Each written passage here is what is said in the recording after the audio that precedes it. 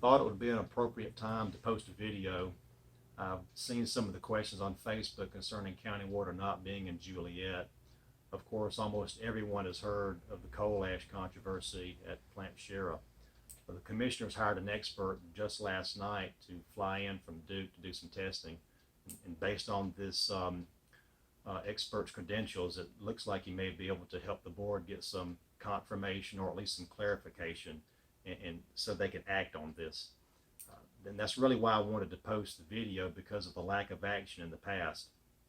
I've also posted some of the history of this on my page going back to 2002. The old Dan Rivers treatment plant has been considered many times by the county.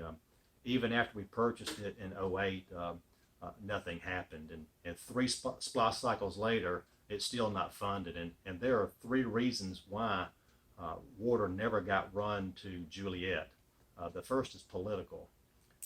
If you spend your money in another commissioner's district, you just don't do yourself any political good.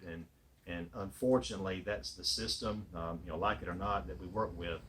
And the second reason is geographical.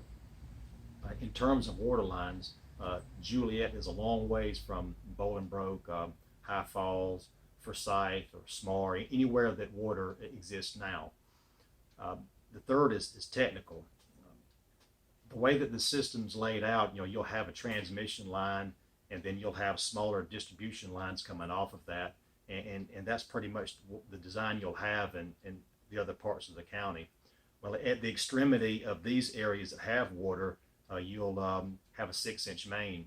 Well, you can't run 7 or 8 miles, or whatever the distance is, and take water from one part of the county to another part of the county with such a small main. You don't get the flow and the pressure that you need to service an entire area. And then you have the issues with trihalomethanes and haloacetic acids. And these form when chlorine has done its job, and then you have that as a byproduct in the water. And if you went a long distance, you would have these forming, because we rechlorinate at New Forsyth Road, for example, and then you'll have to do that again because you're going to lose your chlorine residual.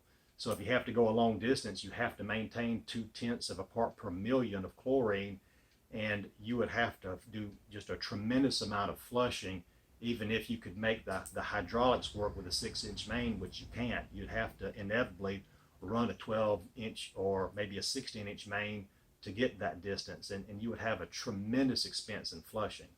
And as far as the trihalomethanes and the haloacetic acids go, EPD's got guidelines on those, and we can't exceed the max on those carcinogens, and because they're health and safety risks as well. So we don't want to put our citizens at risk and try to solve one problem and create a new one. So for all those reasons, it never got run there.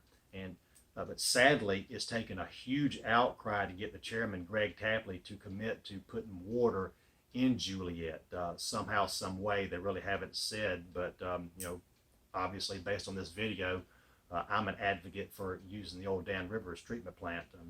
And I'd like to ask the question, what was he thinking last year when they were allocating the 2020 SPLOST? I mean, he claims to be a member of the Juliette community, but apparently he forgot about campaigning in 2016. I know when I campaigned there, I heard the stories. I mean, him and I worked off the same list, and surely he saw the missing houses and the capped wells back then.